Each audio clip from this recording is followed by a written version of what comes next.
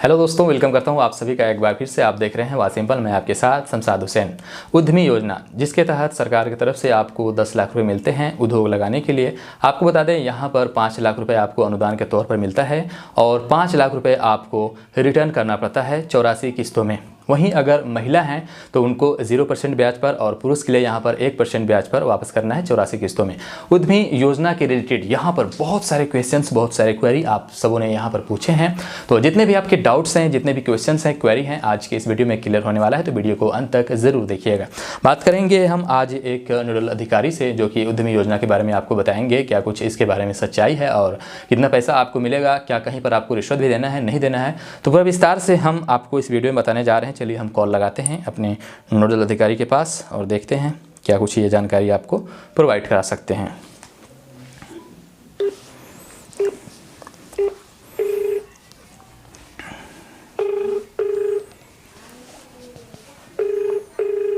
Hello. हाँ sir, नमस्कार। Hello. हाँ जी सर, नमस्कार। नमस्कार जी सर, वाह सिंपल टीम की तरफ से हम बोल रहे हैं।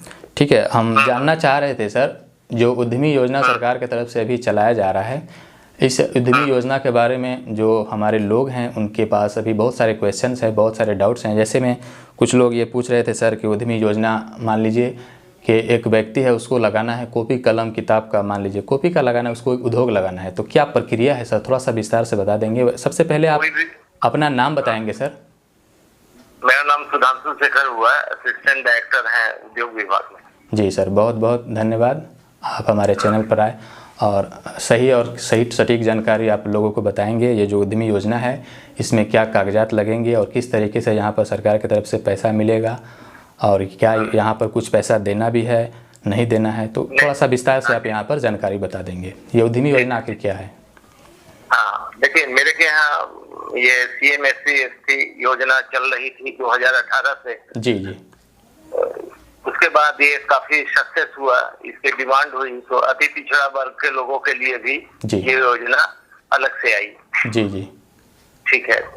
ये उसके बाद वर्तमान में और लोग का डिमांड हुआ कि जनरल लोगों को भी मिलना चाहिए। जी जी। तो इस वर्ष से जनरल महिला के लिए एक अलग ही आ गया है। जी।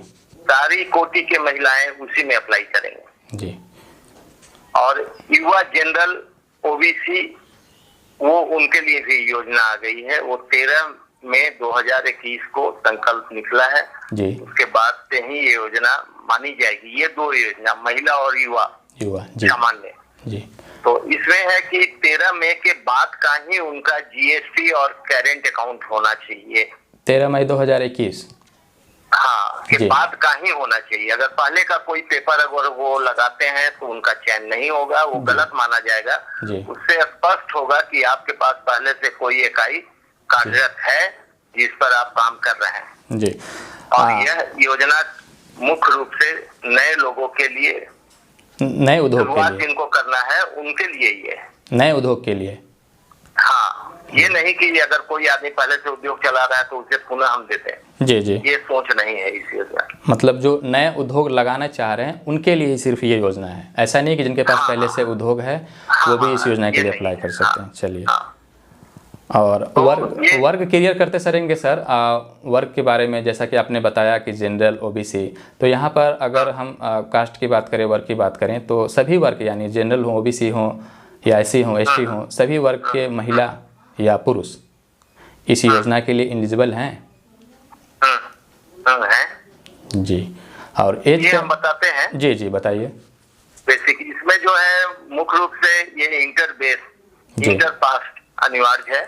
जी। इसमें 18 साल मिनिमम और 50 साल तक के लोगों को ही मिलेगा।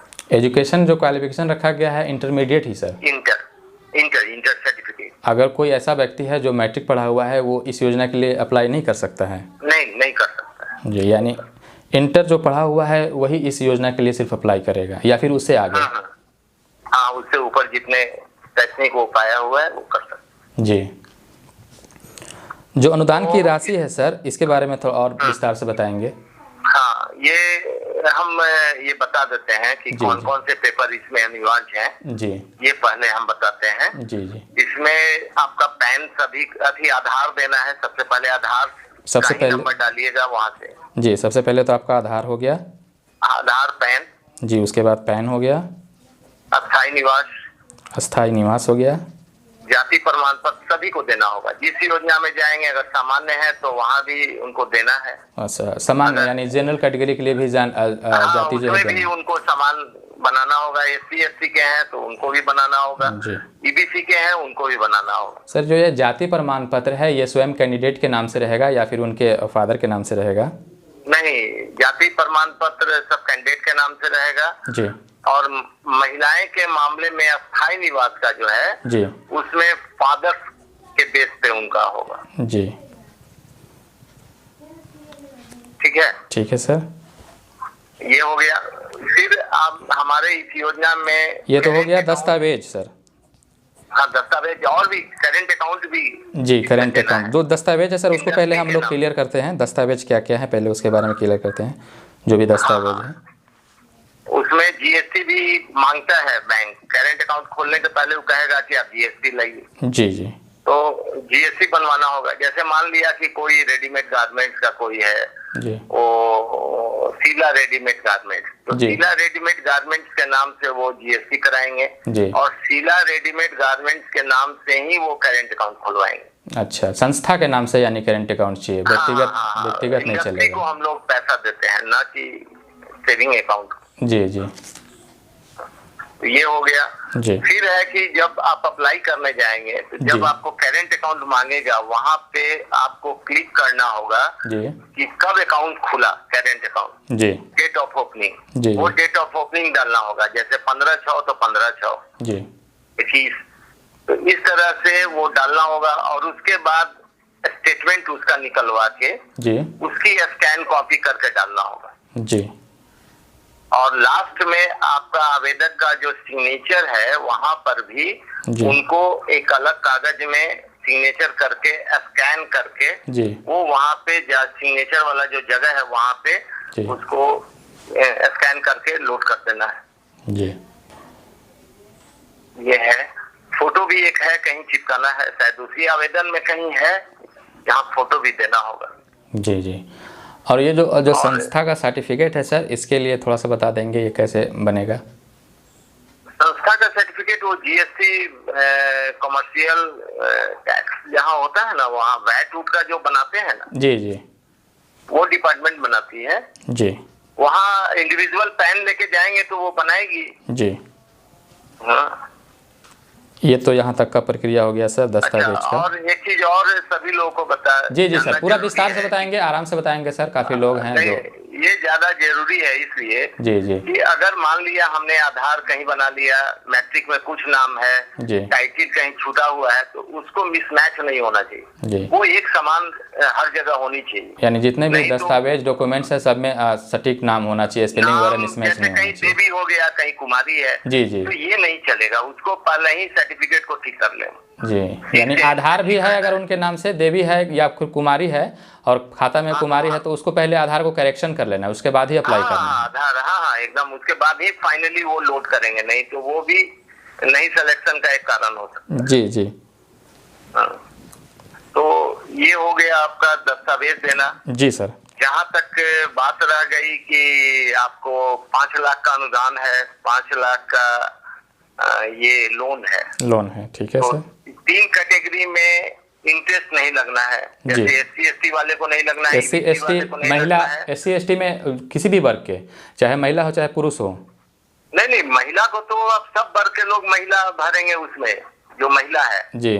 मतलब इनको इंटरेस्ट नहीं लगेगा, महिला अगर जनरल हो या ST। महिला में भी इंटरेस्ट नहीं लगेगा, महिला में सामान्य युवा में 1% इंटरेस्ट लगेगा। जी जी, वो भी 5 लाख पर। 5 लाख का अनुदान है उस पर नहीं, 5 लाख जो लोन होगा उस पर लगेगा जी।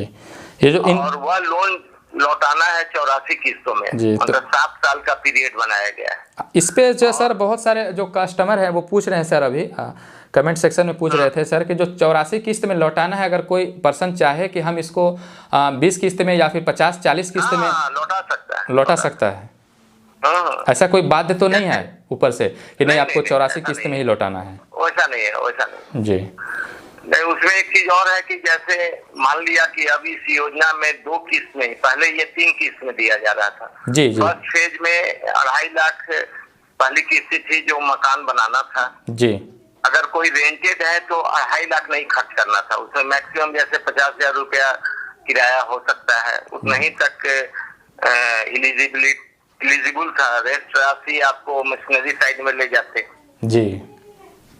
तो, और प्लांट एंड मशीनरी में पहले 5 लाख था और 2.5 लाख फिर वर्किंग कैपिटल में था। अब क्या है कि 2 फेज में ही 40% आपको मिल जाएगा पहली किस्त 4 लाख रुपया जी, और दूसरी किस्त आपको मिलेगा 6 लाख जी। तो 4 लाख में आप ये नहीं कि बिल्डिंग बना लिए 4 लाख का, वो नहीं करना है। जो कम से कम 2.5 लाख तक बहुत तो बिल्डिंग बनाने का था उसी में बना लीजिएगा। बाकी पैसे से वो कुछ मशीनरी ले लेंगे। जब उसके यूटिलाइजेशन आप सबमिट करेंगे जिला उद्योग केंद्र में जी, महाप्रबंधक के यहाँ, तब उसके बाद वो अगली तिथि अगली आपकी किस्त मिलेगी। अच्छा, यूटिलाइजेशन सबमिट करने के बाद। तो सर जो ग्राउंड लेवल पर जैसे मान लीजिए जहाँ पर हमने नींव रखा, जहाँ पर हमने मकान बनाया उद्योग के रिगार्डिंग, तो मान लीजिए फर्स्ट जो पहला किस्त आया हमारा 4 लाख रुपए, तो जो सेकेंड किस्त आएगा क्या वहाँ पर जैसे अब होता है जहाँ आवास योजना में जिस तरीके से मतलब जीपीएस ट्रैक करके वहाँ का मतलब चेक करते हैं अधिकारी आकर के कि हाँ आपने सही मायने में लगाया है या नहीं लगाया है, तो ये इस तरह की भी प्रक्रिया होगा क्या सर इसमें? हाँ, इसी तरह का जनरल मैनेजर आएंगे, वो जांच करेंगे और आके फोटोग्राफ्स वगैरह भी लेंगे।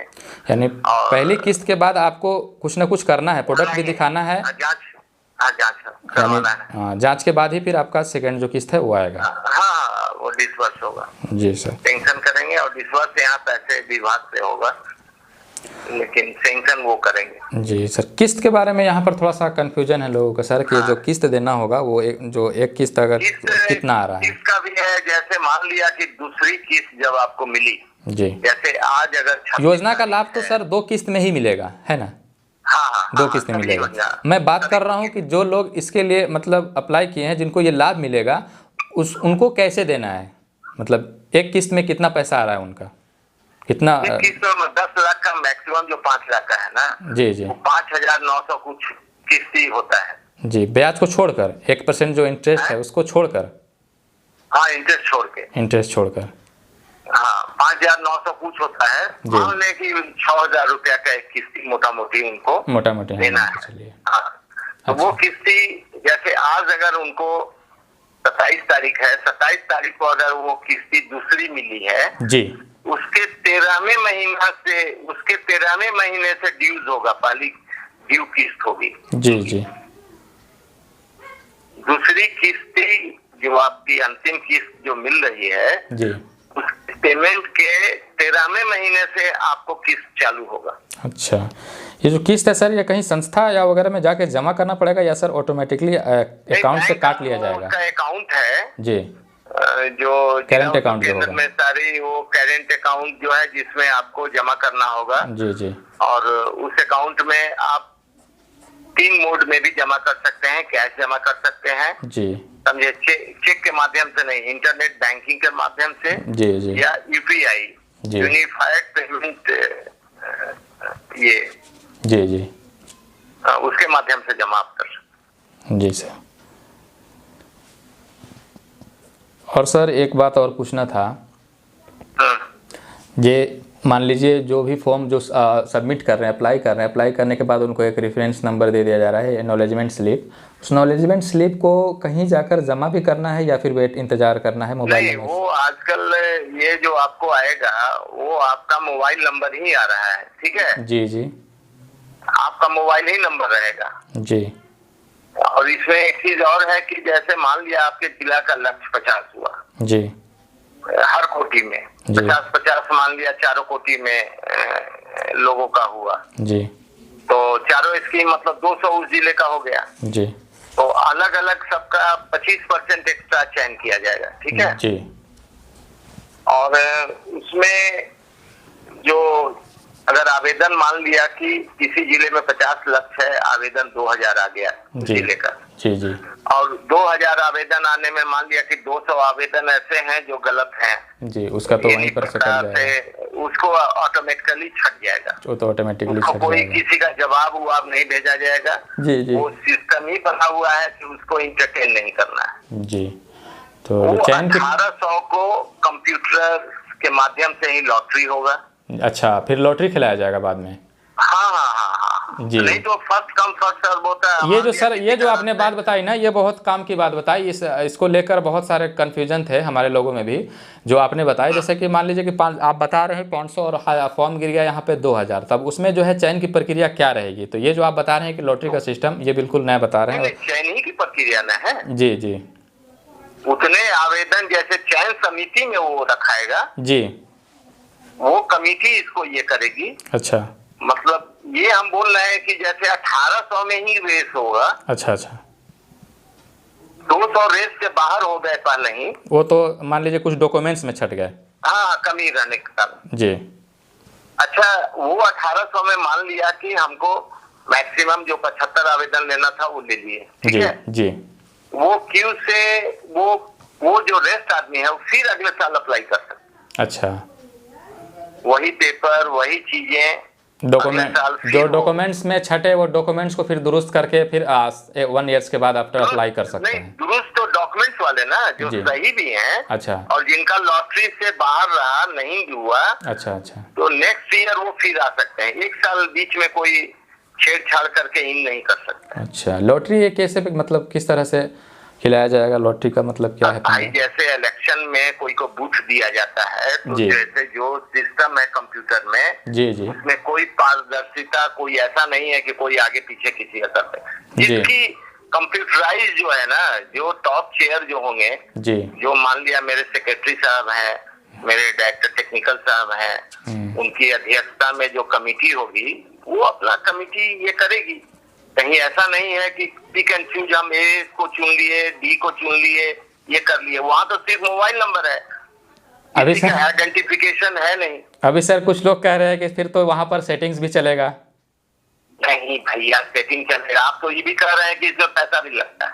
हम कह रहे हैं कहीं नहीं पैसा देना जी, है, तो किसी को नहीं देना है। तो आपने बिल्कुल समझ लिया। यहाँ पर इस योजना के लिए यदि आप अप्लाई कर रहे हैं तो आपको सर की तरफ से जो बताया जा रहा है बिल्कुल सटीक और सही जानकारी। अगर कोई भी आपसे 1 रुपये भी या पैसे की मांग करता है तो आपको बिल्कुल भी यहाँ पर 1 रुपया नहीं देना है, किसी को भी नहीं देना है, ठीक है? लोगों को पकड़वा लीजिए, वैसे लोगों की आप शिकायत कर सकते हैं।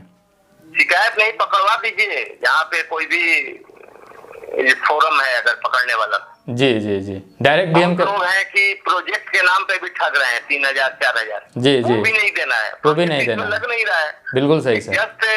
जस्ट इंफॉर्मेशन डालना है कि आपको अगर बिल्डिंग में 2.5 लाख रुपया लग रहा है, 2.5 लाख राशि डाल देना है। जी, मशीन में अगर 5 लाख रुपया लग रहा है तो 5 लाख की राशि उसमें क्लिक करके वहाँ पे राशि डाल देना है। जी सर। बाद में आप जब ट्रेनिंग होगी आपकी चैन के पास, जी, उसमें 5000 रुपया भी उनको मिलेगा, रहने का, आवासन का, मतलब कुछ सिस्टम है उनको रहने की सुविधा या कुछ मिलेगी। जी। अब तो जिला में वो उतना राशि नहीं मिलेगा। जी। तो मान के चले कि उनका फ्री होगा, वो भी रहने होने का, आवासन भी। जी। तो इसलिए उनको सोचना नहीं है, वो वहाँ ट्रेनिंग के क्रम में उनको प्रोजेक्ट बनवा दिया जाएगा। जी जी।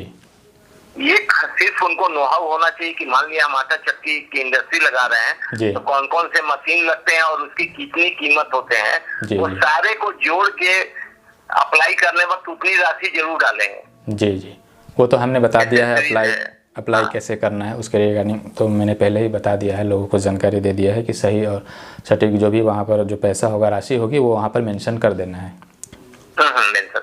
जी सर, कुछ पूछ रहे थे सर कि यहाँ पर जो जैसे 5 लाख रुपए जो अनुदान है वो तो वापस नहीं, रिटर्न नहीं करना है, 5 लाख ही रिटर्न करना है। ठीक, नहीं, बस 5 लाख रिटर्न करना है। तो इसमें 1% सर, ऐसे तो कैलकुलेट करने का चीज़ है ये सर, लेकिन फिर भी एक मोटा मोटी एक्स्ट्रा जो 1% लग रहा है 5 लाख के अलावा, ये कितना समथिंग हो जाएगा?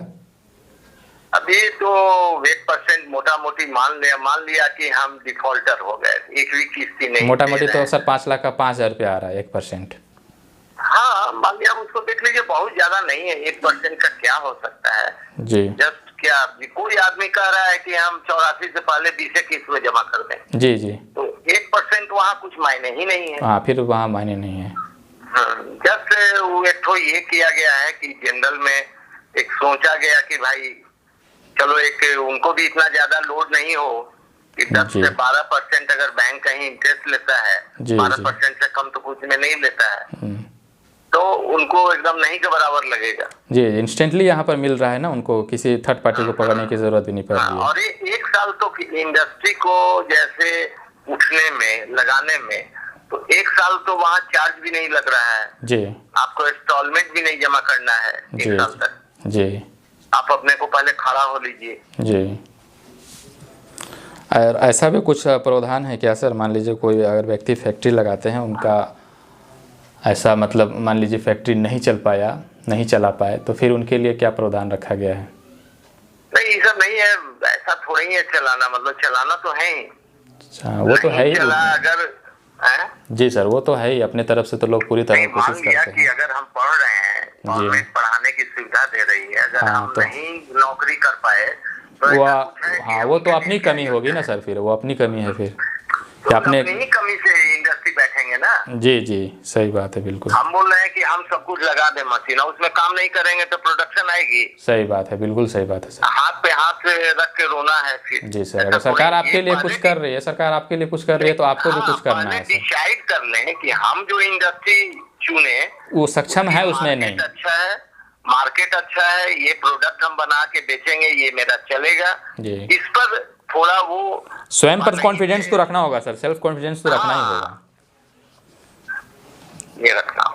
अब ऐसा चीज नहीं, अब जैसे प्लास्टिक की चीज नहीं लोग खोलेंगे जी, ये उसको गवर्नमेंट तरजीह भी नहीं दे रही है।